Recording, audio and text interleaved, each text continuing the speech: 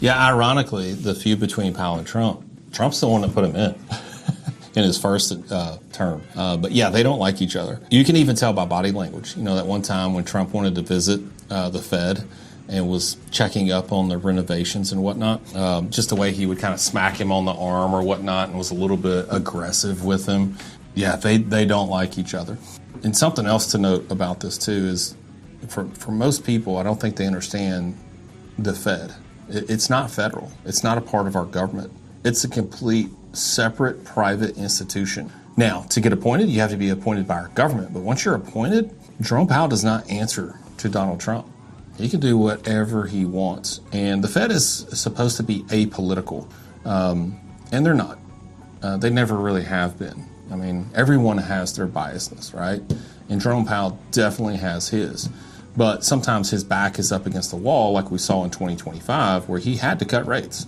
It made financial and monetary sense for him to cut rates. So he did reluctantly. But in my opinion, some of those cuts could have been larger. I think some of the data supported larger cuts. But that would have been like tipping the hat to Trump, who's been championing, get the federal funds rate down below 3% as quick as possible. That would have been like, yeah, you're right. He didn't want to do that. So that's why I say that they're supposed to be apolitical and just manage our monetary policy.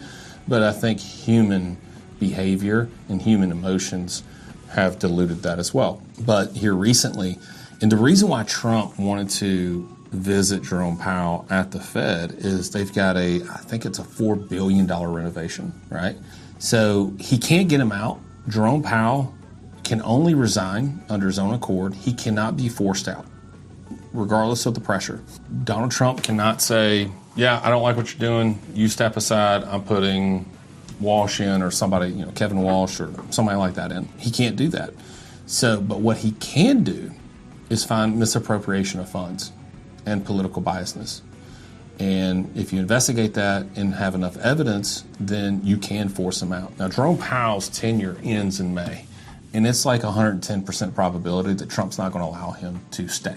So he's already lined up probably 10 different candidates for that position. So yeah, I think it's ratcheted up even more where, yesterday we got the CPI in and it came in cooler than expected.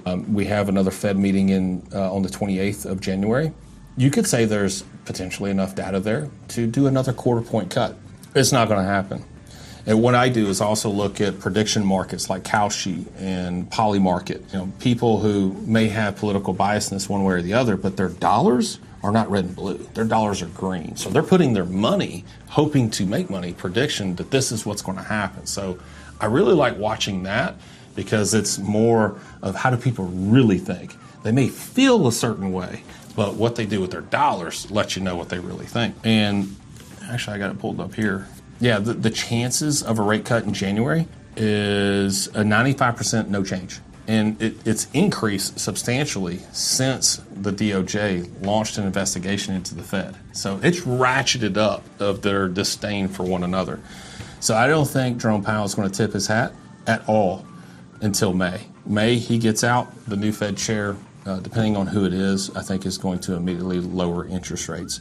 But yeah, that's March 18th, there is a 68% chance of no change. April 29th, 73% chance of no change. So, yeah, I'd say there's a high probability that rates are not going to drop because you've got these two feuding with one another. But again, like I said, I think there's enough data there to support inflation is in line. Tariffs were supposed to drive up inflation and consumer cost, but in some sectors it has, but overall, it hasn't. CPI, it did go up, but it's lower than what they expected it to go up. So the tariffs have not had the impact that a lot of expert economists thought it would have. But long story short, that's what it's all about. We may see something before May where they find some evidence and they kick Jerome Powell out. But unless they do that, he can do whatever he wants.